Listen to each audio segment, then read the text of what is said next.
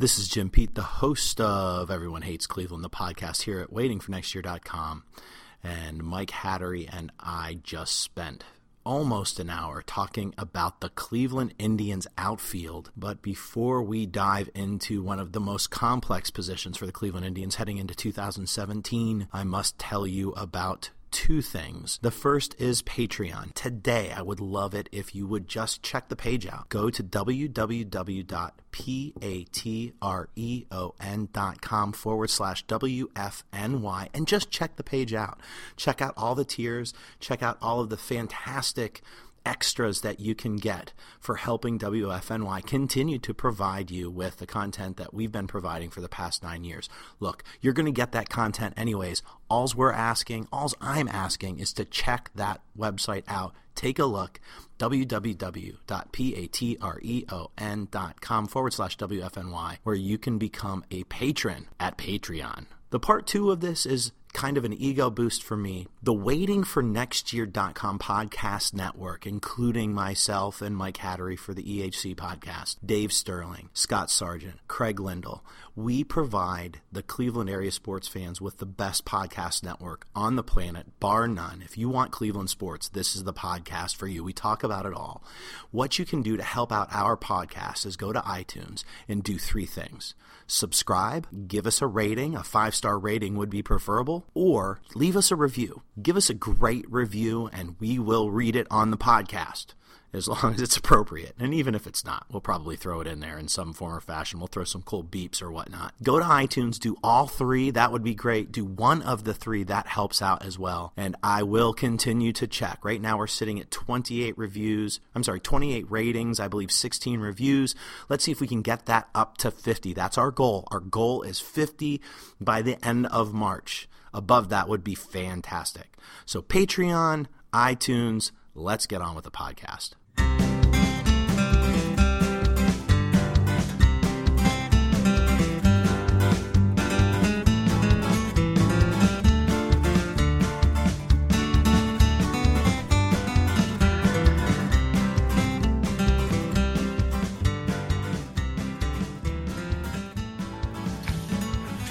Welcome to another edition of Everyone Hates Cleveland, the podcast, where today we will talk a whole lot about the Cleveland Indians outfield. And I have really no idea where this is going to go. It can either be calm and fun, or it can be crazy and zany, because I can honestly say this is the only position that really has questions. And maybe it doesn't have questions, but before we get into the questions or not questions, sitting in front of me, on a screen at least, is the one, the only, Michael Hattery. And Mike Hattery, I suspect I have an idea where you're going to start off. Before we get into the podcast, I suspect we're about to talk about beer. Yeah, GLBC, you have made the Turntable Pills a year-round beer, but you're not going to make Conway's a year-round beer? That is hilariously mediocre decision-making, my friends, because the Turntable Pills is not even a league average beer. So let's be honest. Anyway, everybody, tweet at Great Lakes Brewery. You want some Conways? We all do. Make it a year-round beer.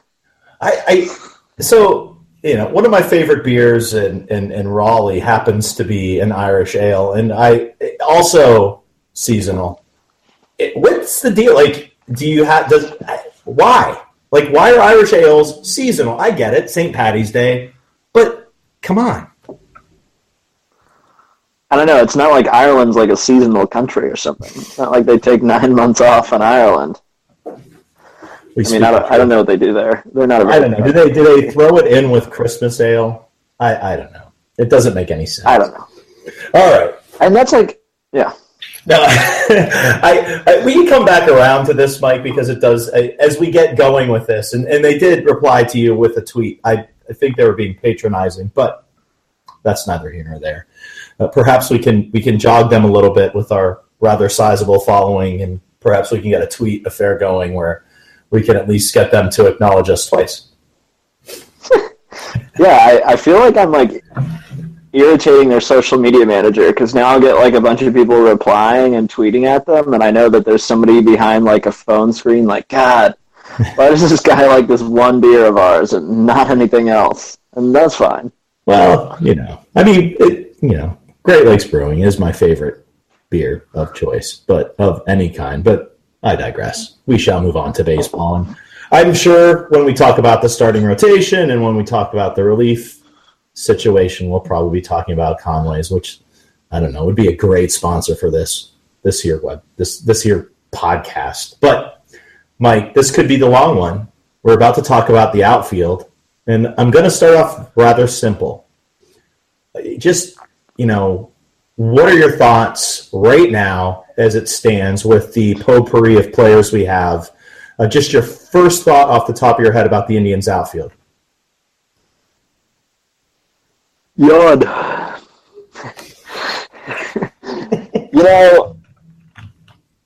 The one thing that I think has merit, my argument in favor is Jose's okay out there. Diaz has gotten a lot of reps out there. Austin Jackson is a really solid depth signing. Almonte is a solid big league player. Naquin belongs. Chisenhall belongs. The Chisenhall platoon is going to be really productive. So, there's a lot of solid pieces, and that's worth saying. And I think part of the Jackson signing we don't talk about enough is not only just, depth in terms of Brantley, but just depth in general. Just, I think, when you're starting to build a team and you're looking towards October, you're trying to not only, make it top-heavy, but build some depth in terms of filling holes. And, Jackson's not what he once was, but I think there's some depth of guys who aren't going to be terrible in the outfield, which, the rest of the team carries them. I mean, they have the non-Cubs edition best infield in all of freaking baseball. Their rotation's pretty good, and their bullpen is too. So the outfield doesn't have to be anything special, and just building depth there is all they need to do. Well, so, last year we talked about the Indians and where their money was, and their money was kind of wrapped up in their rotation, which I guess, but wrapped up in long-term deals with Gomes and with Kipnis and several others who they were signing to long-term deals to kind of wrap up their arbitration. It seemed last year that they were kind of counterbalancing some of those long-term deals with bullpen, their typical sort of bullpen signing where they try to find the Albers or the Manship and get a guy worth value. Otero last year, where they can get a guy for $1 million, but he can perhaps provide $5 or $6 million value. When I say that, kind of in my head facetiously, but of course we see where bullpens have gone. The Indians, obviously, with the bullpen, have gone in a completely different direction. They make the trade for the best reliever in baseball, and Andrew Miller, and of course then on top of that they bring in Boone Logan. So is this their way to counterbalance that, Mike? Their salary goes up to $130 million. Is this a necessity? I mean, the Indians' payroll is going to be the highest it's ever been. I mean, this was more or less what they had to do with that outfield unless they were going to up the ante to $140 or $150 million salary. Even $130 million seems kind of extensive, and while finances make it work, this is still the Indians team. This is still a small market team. So before we even get into performance, aren't the Indians looking at their outfield as kind of their market balance where they can save money? They have, as you mentioned, kind of this depth of okay, but they also have these potential kids who are dependent on where you're at with any one of them, could start the season off with the Indians and guys like Yandy Diaz and Bradley Zimmer, or could come in July, from anywhere from July to next spring, and a guy like Greg Allen and make a big splash. Is this their salary balance? I definitely think it is. And, this isn't a stars and scrubs approach, thankfully, because these guys aren't scrubs, but Lindor's a legit star, Kipnis is a star, all-star caliber player, and Encarnacion is a star, and Santana and Ramirez are not schlubs. Those are 5 quality dudes.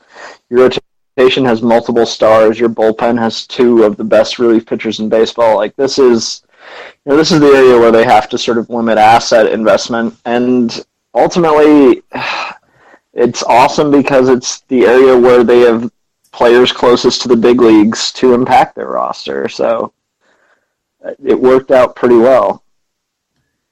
All right. So the other piece to this, too, that I was kind of pondering today as we were prepping for this podcast was kind of the way Francona handles spring training as almost a non-entity, other than guys like Naquin last year who sort of earned his way onto the team.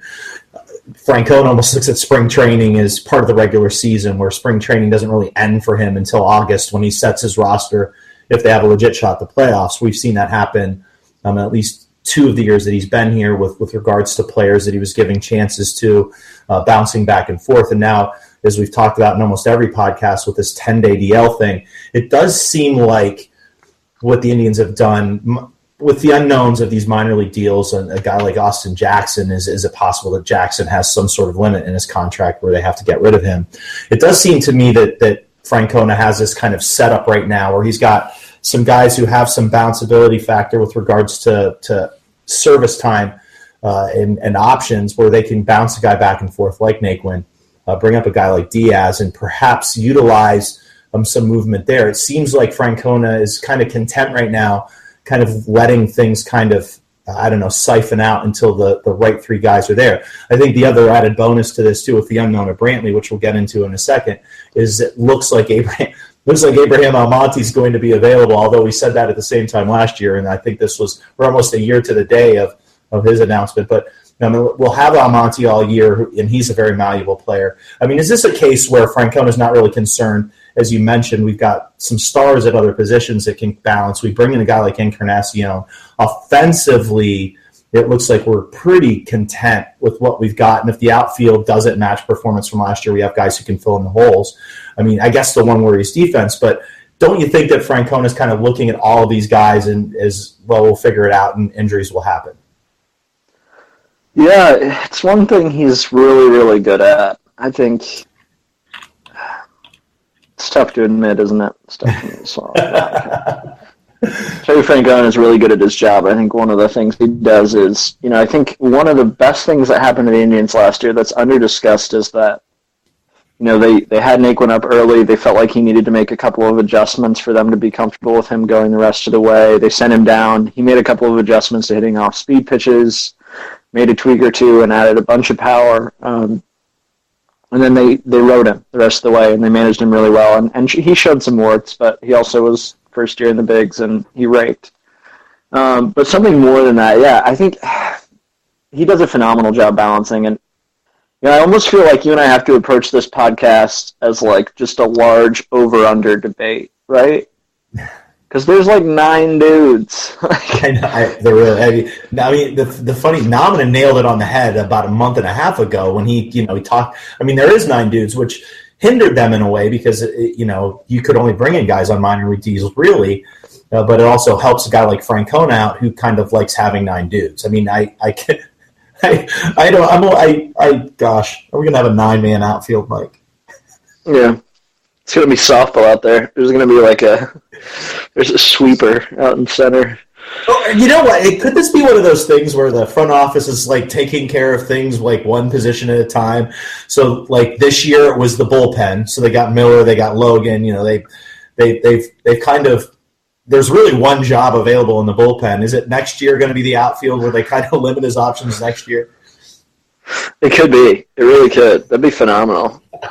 I was just thinking, and this is just because I'm a little bored, but honestly, why haven't we thought about with Tyler Naquin in center? Why don't we just put Lindor behind second base, and just tell Naquin to play back a little bit, and Lindor. I'm all about the rover position. I'm all about it.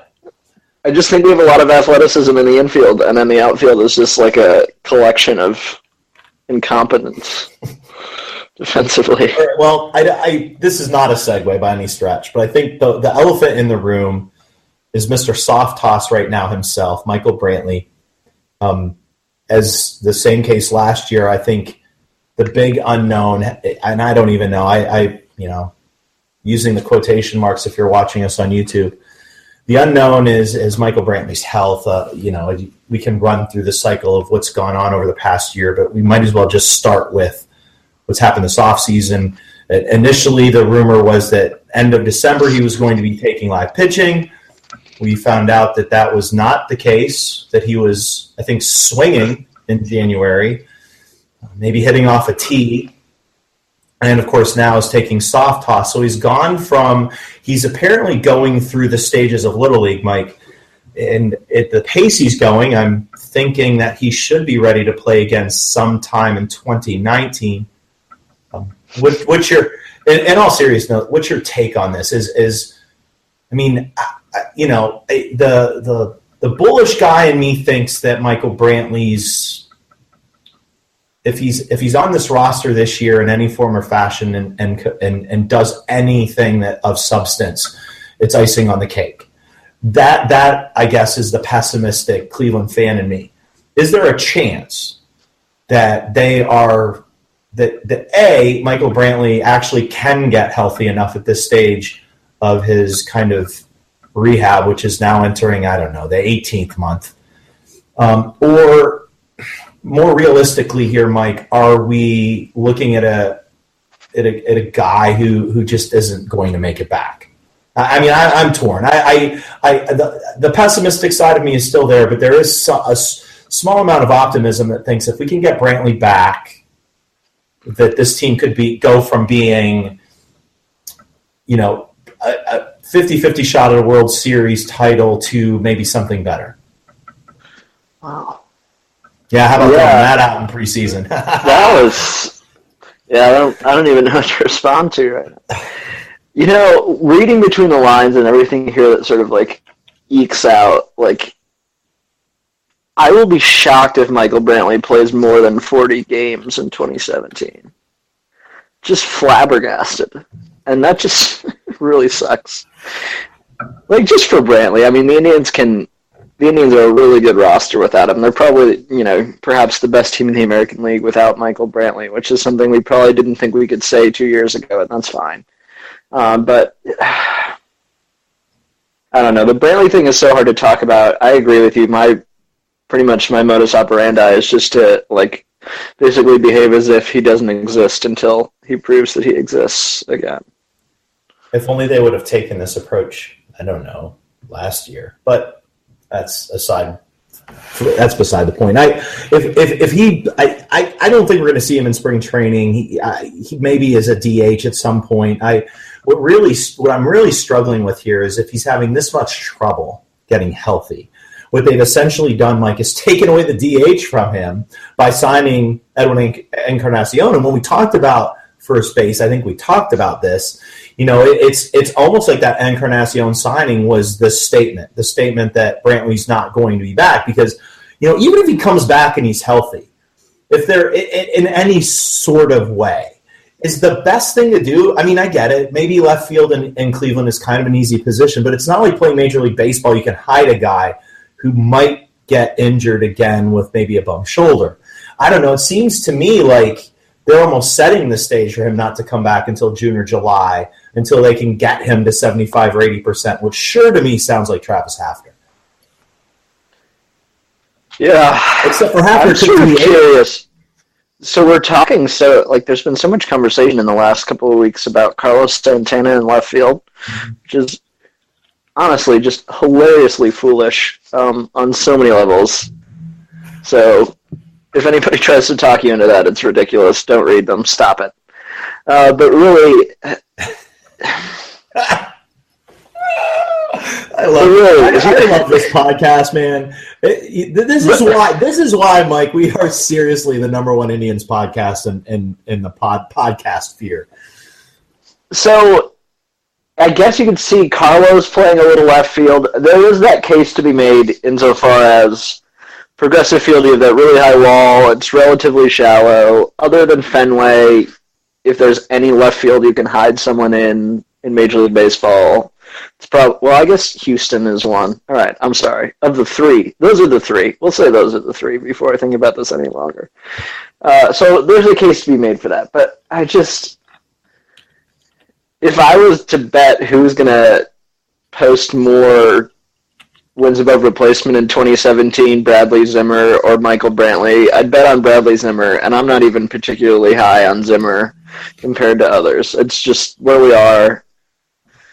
You're right, he's locked out of that position. I don't understand what's going on, and I really think the Indians are operating under an assumption that, like, they're not going to see Brantley. Like, But Mike, you know what? I think I saw something where MLB.com ranked him as our best position player. Did I see that? That couldn't have been real, right? It could be. I've seen multiple where he's like a top 100 player still, and like we're just talking about getting him on the field right now, like let alone Michael Brantley ever being productive again, which is like a really huge question. I think that, I mean, if it wasn't putting your own player up on the chalkboard, like if you're Francisco Lindor or Jason Kipnis or Jose Ramirez, that would really piss me off. This is no offense to Michael Brantley, because Michael Brantley at his prime certainly would be in contention. In his prime, would be in contention for that spot. But I mean, when you're showcasing your lack of knowledge when you put Brantley, who played 11 games last year, not very good games, as your best position player. A team that went to the World Series, a team that had okay. Let's get back to the outfield. All right, so now we got Brantley out of the way. Let's just get this out of the way too, Mike. Percent chance that he starts more than 10 games in left field for the Indians this year. Okay, wait. You mentioned over-under. What's the over-under on Michael Brantley in left field? I think it's right about that number I said earlier, 40. 40. Maybe 35. If I said it at 35, you're going to take the under, right? Yeah, I'm going to take the under. Here's my thinking. You say 35, and I can't decide whether it's early and he gets hurt or it's late and they've wrapped something up or and get him some reps out there. I can't decide, and that's my problem. So, I see a scenario where he could maybe come back in May, and they bring him back, and they think he's healthy, and then he gets hurt, and he's out for the season, or a scenario where they try to protect him as much as possible, get him as healthy as they can, and then use him almost as a trade deadline move by bringing him up in July, and then even then protecting him by moving Carlos to left field. I'm sorry.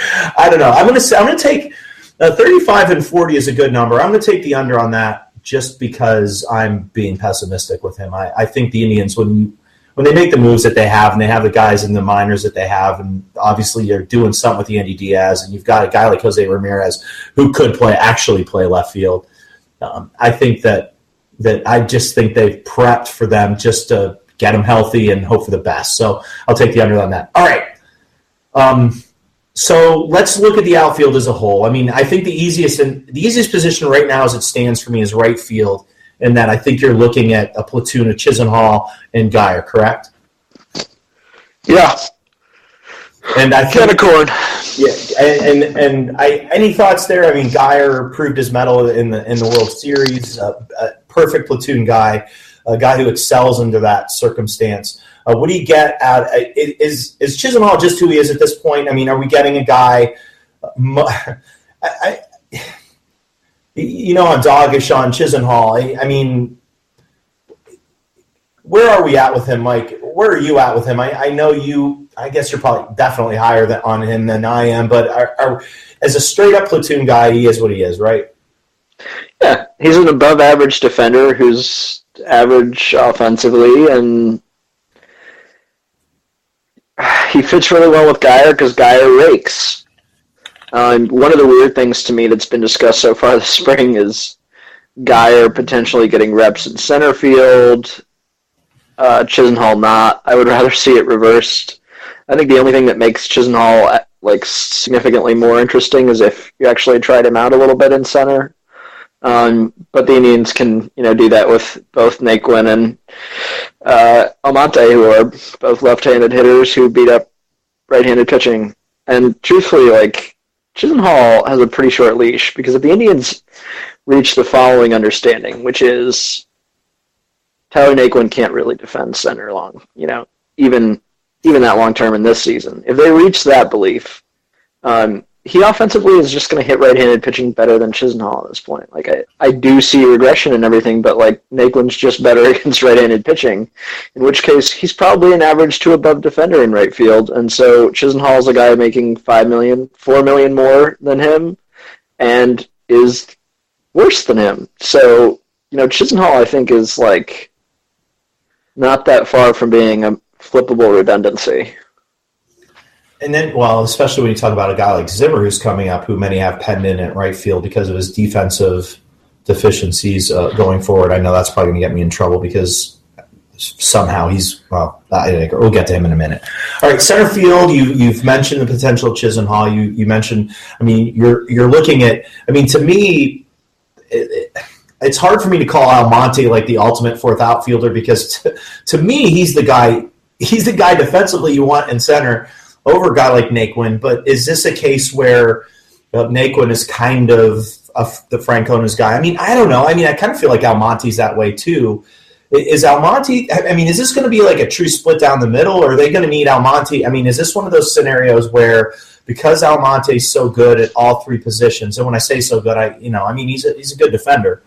Because he can play all three positions, left field, center field, right field, is Almonte not going to get more starts in center simply because they're going to probably need him in left a lot more than they thought?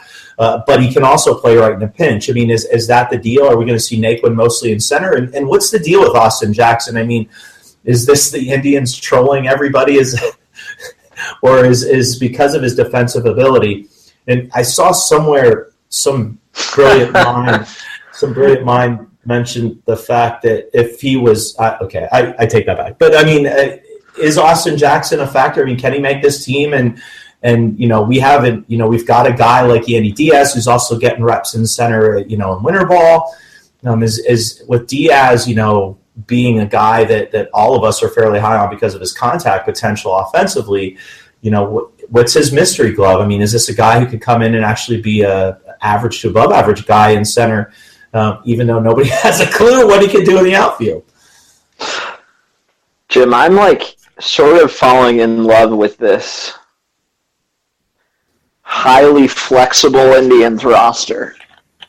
And I think it keys on three dudes, which is Jose Ramirez, Yandy Diaz, and Abraham Almonte. I think it keys on them. Because if you have Brantley hurt, then you flip Almonte to left, especially against right-handed pitching. And then you flip Diaz to be his platoon partner. So you can make him his platoon partner by either playing Diaz in left field or playing him at third and moving J-Ram out there, though I prefer to move Diaz.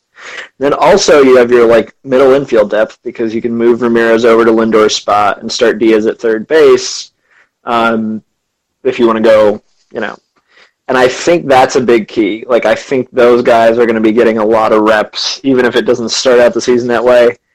And then one of the interesting things is, I think the case for Greg Allen is that the Indians have so many flexible players that they can afford to overload the outfield in terms of its proportion to the normal roster size. And then if you can do that, then you can just have three platoons, and you can go Allen, Naquin in center. You can go Almonte, Diaz in right, third base, things like that. I'm sorry, in left, and then in right field you can go Guy or Chisenhall. I think that there's a path for them to do that pretty effectively. Well, I guess that's kind of where we're heading with this. It seems like talking about any specific position is difficult because most of these guys can either already play each position or potentially are going to see time at that position. When you mention a guy like Guy or a guy like Chisenhall getting reps in center field, you mention a guy like Yandy Diaz who can play third, who can play second, probably play first in a pinch. He can play any outfield position. At least they're prepping him to do play center and left. You have a guy like Jose Ramirez who they've already done this with last year. And while I think he's going to, as we already mentioned, be the starting third baseman, I think with a guy like Diaz up, I mean, the world's the limit with regards to their roster flexibility. And perhaps this is the route that they've been heading towards. Perhaps this is the route they've been heading towards for 10 years. And they finally actually have the talent to actually do it this year. I guess trying to name a starting rotation trying to name starting outfielders is kind of insane right now. So I don't want to really go that route. But if you were, let's kind of look at it this way, Mike. So, taking into, I will probably have a roster talk here as spring training starts kind of filtering through. We got actually games going to be played this week, but we'll start to see guys getting sent down to the minors, and we'll see some guys probably get released. But how many outfielders are going to have on this team? And we already talked about Yandy Diaz. I told you my predictions are he's going to break camp. I'm not going to get snarky with Michael Martinez in this conversation. Is this a case? Shout out to you, Harv. Shout out to Harv on that one. Is this a case, Mike, where they are going to have, quote unquote, 6 outfielders by bringing a guy up like Yandy Diaz, who, again, would really be that kind of super utility guy who can kind of supplement the infield as well? I hope so. That's like the best way to go. I love the idea of that too. It allows a lot of late game flexibility, which is also awesome. It's not only it increases Francona's ability to mix and match late game, which can be good and can be bad. Honestly, I'm not going to act like it's all good. But also, I want to do a quick PSA, public service announcement. If a player hasn't had a positive DRS or UZR season, has had one in the last 4 seasons, and is coming off knee surgery, let's not act like he can still be one of the best defensive center fielders in baseball. I just, in case you didn't get that, just public service announcement, feel free to put reason together.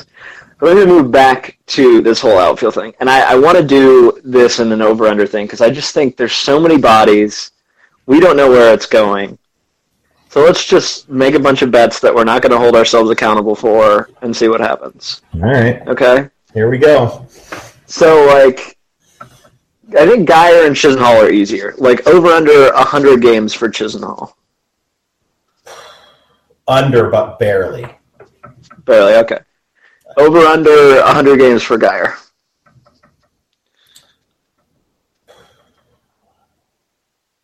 I'm going to over, but barely, because he can play left. Okay. And I may have. See, here's the thing with me with those two. I may have the mix wrong there. I just think that right now, and again, we talked about Chisenhall being the anchor last year, and as joking as that is, I think that they're looking right now as those two as being the anchors. I think we're going to see them in some form or fashion both be right around 100, because I think both of those. I think Geyer is a typical Terry Francona guy. I think he earned his medal in the World Series. So I think both of those guys are going to be hovering somewhere around 100, dependent on situation, because I think you're going to see, a guy like Geyer is going to play in a lot of games for an inning or two, because he's going to get into games depending on who's pitching on the opposite team. That's fair. That's good approach. Naquin, over under 120. Ooh, that's you're picking good numbers, Mike. I'm going to gamble on this one and say under. Okay. I'm going to say under. I'm going to say under by a lot. Whoa. So that really strikes at the piece that's going out of mine probably around when this podcast goes out. So Jim and I love to agree. All right, Abraham Almonte, Swiss Army knife, the man with the smile. Well, you want me to throw a number out, or are you going to give me one? I mean, I don't know. Yeah, just guess a number. Throw a number out there. Well, I think, again, what we just said about Geyer, I think is going to be true about Almonte. I think this is a guy who's going to see a lot of playing time. I mean, if you threw out the number 120, I'd actually say over. I think he's going to be the guy who plays the most of the guys that we're going to talk about.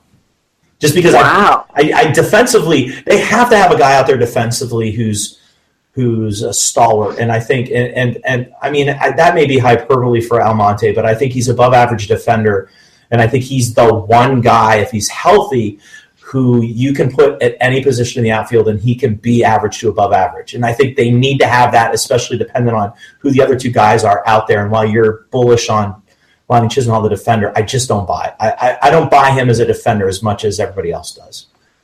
So I'm going to say over 120 for Almonte. I like it. And that's a Mike Hattery, Jeff Nomina sell there for me, because I do like Almonte. And the numbers are there, but I'm going to take your guys' word for it. I'm going to say over 120, or at least right around there. All right. So so how about Yandy Diaz over under 60? Over, easy. So here's the more poignant question: who out of Diaz, Allen, Zimmer are going to get the most big league games in 2017?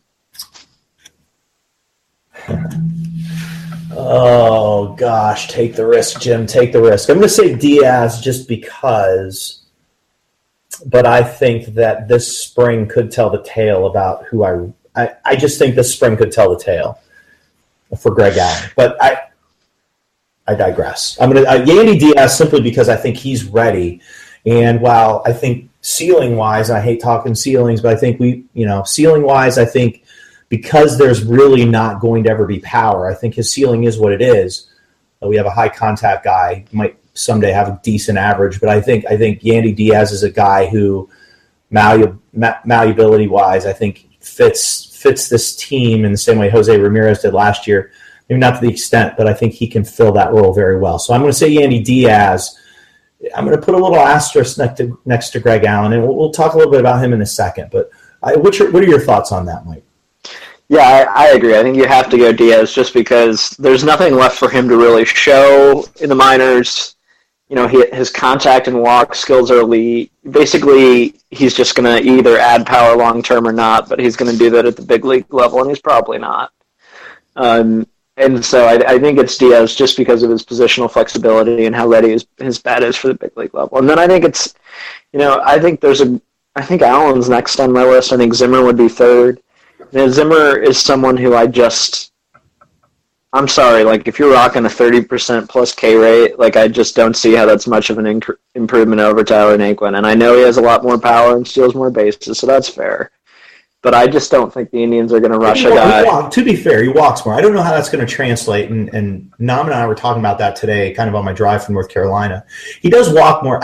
Zimmer, to me, I guess as we segue into this minor league talk, Zimmer to me is, you used a perfect example for me, Mike. I think Naquin is kind of, I guess, the mirror, right? When you look into the mirror, if you've got Zimmer on one side and you've got Naquin on the other, who would you rather, I guess? And I mean, to me, because of the upside and speed, because of the upside and power, and I think that if he's K'ing it at a 35% rate, which is hilarious to say, but if somehow he can maintain a 12, 13, 14, 15% walk rate, and he can keep that OBP somewhere at 32%, 33%, I think he's arguably better defensively. I think that's arguable. I'm not sure that that's true, but I think arguably he's better defensively. But again, if we're talking about a right fielder, maybe that's just kind of a balance. I think to me, he's a better Naquin.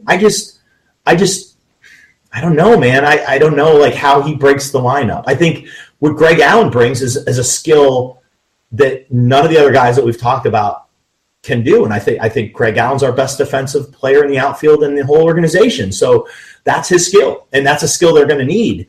What does Zimmer bring that's going to counterbalance a guy like Naquin? And I'm not saying they're the same guy, but maybe they are. Yeah, once again, I have a piece rolling out that makes a case for Naquin making some adjustments and making some more contact. But I think you're really close to having Naquin and Zimmer at the bottom of the lineup just wiping up Ks. And I really think that, and people sort of are going to only remember the bad Drew Stubbs, but I think if you think about Drew Stubbs when he hit 20 homers, stole 20 bases, and struck out a lot, I think that's kind of who Bradley Zimmer is, except not as good defensively in center. That's to me who Bradley Zimmer looks a lot like. And maybe you can call him with his walk rate Russell Brandon, who can play an important defensive position and steal bases, or maybe Colby Rasmus is a really good comp. I think productive Colby Rasmus rocking higher K rates with some power and stolen bases. But there's just that formula. We have a pretty good idea what he's gonna look like. And I also just, guys with really high K rates I really don't like in this Indians lineup because they have so much value in terms of their skill of turning the lineup over with a bunch of high contact guys, that having someone like Zimmer sort of undermines that, even at the bottom. But I do like the Stubbs comp. I mean, I like the Stubbs comp, and I think people forget. People forget that Stubbs was. I can't remember now, Mike, but I want to say he was a number one draft pick, right? Like in the first round, I can't remember if he was number 1 overall, but he was like a top 15 pick. No, he was definitely top 15, top 10. 8 is in my head. I can't remember that, but and Zimmer wasn't. I just think that that's a good comp. I mean, maybe Zimmer ends up overcoming that, but let's not forget that. I want to say that Stubbs came up way prior to his 25 year, 26 year. So I don't know what his K rate. I guarantee you his K rate wasn't 35% in the minor leagues. So it's going to be really, really interesting to see what Bradley Zimmer does when he comes up. I just again, he does have upside skill and he does have plus skills at certain areas, but sometimes you just can't overcome. I mean, if you're not a plus defender doing that. Here's another thing. Before we get in, I want to talk a little bit more about Greg Allen before we wrap this up. What do you think about Grady Sizemore coming to the team and some sort of? I mean, you've got to imagine he's going to be working with the outfielders, and I guess if there was one knock on Grady Sizemore, it was the fact that he struck out a lot as a leadoff hitter, but certainly not 35%. Is there a way that Grady Sizemore is a guy who's 34 right now and not far away from playing, and at one time was kind of that, I guess that guy that people want Bradley Zimmer to be? I mean, could he have an impact on these outfielders in spring training in a minimal way, but in a way perhaps to get them to maybe take a different approach? Maybe. I think if there's one guy he could really help, it seems like he could really help Naquin defensively. One of the things you hear about Naquin, people who had Naquin the last few years, is that they really thought he lost a certain confidence in his route running, and he played really tentative and pensive, defensive baseball. Sizemore was never really known for doing that. He was going to run through something either way, and he, certainly was always committed to his route. So I think, in that way, I think he could be really valuable for all those guys. But Naquin, can you teach that? Can you teach that? It's almost like he's gun. I mean, can you teach that skill? Like Grady Sizemore, guys like Sizemore, guys like Griffey, who ultimately ended up. Guys like this who are fearless in the outfield never stopped being fearless, which ultimately ended their careers in the outfield. Yeah. At least, is there a way to teach that for a guy like Naquin? I mean, so you speak about that, and I guess we can kind of segue into a guy like Greg Allen, who plays exactly like you're talking about. Perhaps the guy that Grady Sizemore can help the most is Greg Allen. We're just too all in on Greg Allen. Jim is the leader of the pack. I've dumped all my political capital in. I love his offensive profile. Jim's had the opportunity to see him more defensively than I have. And we're pretty all in on his skill set. You had me. Listen. I mean, fair is fair. When Dave Wallace makes a comment that he might be the best prospect in the system, that's not exactly what he said. You can talk a little bit about that in a second. But when he starts making comments about Greg Allen and how much he's impressed Dave Wallace, that's when my ears perk up even more. I think that, I saw him over a very small sample size make an abundance of fantastic plays. I just want to say this, too, before I segue to Mike talking about what Dave Wallace had to say. Listen, people, if anybody ever tells you that they get good breaks but don't read the ball well, don't ever read them again. Because here's the deal. If you get a good break on a ball, that means you can read the ball, unless you're breaking completely the opposite way. But I digress. Greg Allen, A, makes good reads, and A, he tracks the ball real well, and A, isn't kind of a good defender. Greg Allen is the best defensive outfielder in the system, and I'm counting the Major League team, not even close, bar none. All right, Dave Wallace on Greg Allen, Mike. I'm sorry. I talk about him so much, I know I make him almost hyperbolic. Listen, Greg Allen is what he is. He's a guy who's never played AAA. There's a long way for him to go. The ceiling on him, if people don't understand that we were wrong, that anybody who said he had a low ceiling, I was one of them. We were both one of them.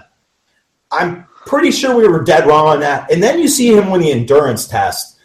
And I know it's just endurance, and there's a lot of really super healthy guys. But this is a team that just went to the World Series. I'm just saying. All right, I'm sorry, man. I'm sorry.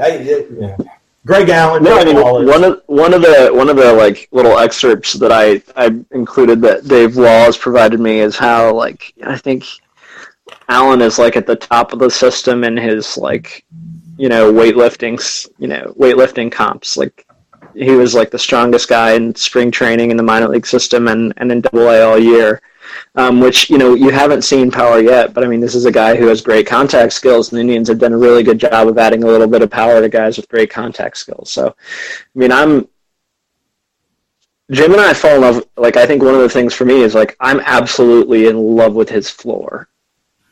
And that's not picking on his ceiling. Like, I don't want to talk about the fact that, I think Yandy Diaz is a guy who I love his floor and I don't really love his ceiling that much. I love Greg Allen's floor because he has fantastic plate discipline. He makes tons of contact. He steals tons of bases. He's an above-average defender. That just gets you so far. So to me, I really like Greg Allen's floor, and for the ceiling, we just get to see it continue to grow, and we'll sort of take a look at it and reevaluate over the next few months. Well, and again, the hard thing for me here is the Indians are firm believers in giving guys chances. I also think they do have things lined up a certain way, and I think that Allen does have to prove himself. Bradley Zimmer's kind of sitting there, and he's a top prospect in the system, and I do think that the Indians really take that stuff seriously. So Allen will have to do something special to get past that. We also have to remember that these guys aren't even on the 40-man yet, and so some things would have to kind of jog into place, perhaps an injury or perhaps something insane that happens over the spring, like someone batting .680 with like 28 stolen bases in 5 games. Like that would be the kind of thing that would like wake people up. But I think that, I've heard, even the grapeviney guys who, you can say what you want about a guy like Terry Pluto at this stage of his career, but when he says things like the Indians organization is really high on Greg Allen, he does have those types of connections to make comments like that. So you're starting to see some of that filter through. And I think as Mike and I head towards our prospect rankings and our tier system here in the next coming month, I think when we get to a guy like Greg Allen, we'll talk a little bit about that. We'll talk a little bit about guys like that in the system who, we talk about ceilings a lot. And I think when you talk about guys in the lower levels, a guy like, even a guy like Tristan McKenzie as a starter, it's hard to gauge ceiling because, you can dominate single A, you can dominate low A, and get to Double-A and just look like an idiot. So, we'll see Greg Allen as he progresses this year in a very small sample size last year in Double-A. I think again, Zimmer kind of proved his mettle and struggled in Triple-A last year. We'll see where he comes back. But I think in Allen and in Zimmer, if those are the two guys who you can supplement your roster with, if Diaz is called up early, I think that you're doing pretty well for yourself. And like I said, they get the insurance in Austin Jackson. I can't believe I'm going to say this, Mike. We do have a lot of average there, but I'm actually feeling pretty good about the outfield this year. I don't know that – I think I'm mostly content with the fact that I think that the infield and the rotation as a complete rotation, as we talk about that next, and then as our bullpen being the best bullpen in baseball or one of the top 2 or 3, I think – the Indians pitching, you got to talk about the pitching with this infield and outfield. When I go back to this inefficiency and this market inefficiency, how the Indians perhaps aren't caring as much about their outfield and that they have a bunch of guys out there. Just kind of my last thought on this is the fact that they go out and they get Boone Logan. They have Andrew Miller, Cody Allen, Brian Shaw, Zach McAllister. We go on and on. Dan Otero. Their rotation is healthy again. I think they have really intriguing guys. Shout out to Jeff Nauman. I know he loves that Columbus rotation. They are intriguing in that, we're going to see some spot starts from those guys this year. And while they're not elite, I think we've got some guys who can, bring in some spot start ground ball pitchers. Is this just a fact, Mike, where the outfield is built kind of this new kind of philosophy for the Indians? They got this rotation bullpen that can really kind of force the hand of batters, ground ball pitchers, strikeout pitchers, guys who just keep the ball out of the outfield. I mean, do we have a really good outfield because our outfield isn't going to have to be a really good outfield? I mean, at the end of the day? Yeah, we really do. You've taken away like one of my punchlines from like the last 3 seasons. This is something I always ran about, but the Indians now, every single major starter, if you look at Kluber, Carrasco, Salazar, shockingly, Bauer now, as well as Tomlin, have all moved to ground ball leaning or ground ball dominant pitchers. And, oh, hey, they all have really good K rates except for Tomlin, which makes it even more exceptional. So, yeah, I mean, the Indians are allowing fewer and fewer balls in the outfield of most teams in baseball. So that's a huge advantage. And I think another case for this outfield not being a mess is, like, Colin Cowgill played a decent amount of games early in last season. Like, I don't think that's something that we should forget. And I think Austin Jackson is like a guy who's basically fighting for Colin Cowgill's spot last year, which I think is a pretty substantive argument for him that this outfield is deeper and has improved. Well, there you have it. I think as we look at this roster and we kind of wrap up the offensive positions, I think obviously the biggest question marks are in the outfield. I'm not sure there are as many question marks as we think. I think the intriguing thing will be if a guy like Yandy Diaz makes the team and if Jose Ramirez gets some reps in the outfield. We didn't over-under Jose. Let's just assume he's going to be great wherever he goes and hopefully stays at third, but we'll see as that progresses. All right. Our next, we're going to talk about pitching next. I will probably go rotation first. But Mike, before we get to that, and we're not going to talk about that tonight, but before we talk about which side of that we're going to start with, anything you want to plug? You mentioned a couple of pieces today. What do you want to plug for the week? Yeah, I wrote actually a sort of case for why we're being too rough on Tyler Naquin. I looked at some data, and David Wallace gave me some really helpful insight from his time managing Tyler. So I think I'm pretty excited about that going up. There's a chance I publish Let's Argue with Nam this week, though it's unlikely because certain events transpire, and therefore it does not appear likely. But that's about it. Yeah, whatever that is, props to all that stuff. I'm obviously not going to say anything, but so I'm going to the podcasts. So here's the deal. Listen to them, or go to our YouTube site. It's Everyone Hates Cleveland. Check it out if you want to see our beautiful visages. Listen to the podcast. Listen to everything at WFNY. Check out the Patreon page as well. I got this whole series of things going for future or for long-term signings. I don't know when I'm going to get to that. I hope this week, definitely during spring training. But as far as I go, it's podcast. I'm not sure when Mike and I will have the starting rotation and the bullpen coming, but it should be soon. Obviously, we'd like to get it done before too much goes on during spring training, so we can capitalize on that. And then the other piece I want you to make sure you read. Mike wrote a really good piece on Cody Anderson last week. Make sure you read that. Mike's been bullish on him starting this year. We had a nice conversation about 10 days ago about him, and out of that blossomed the piece that Mike wrote.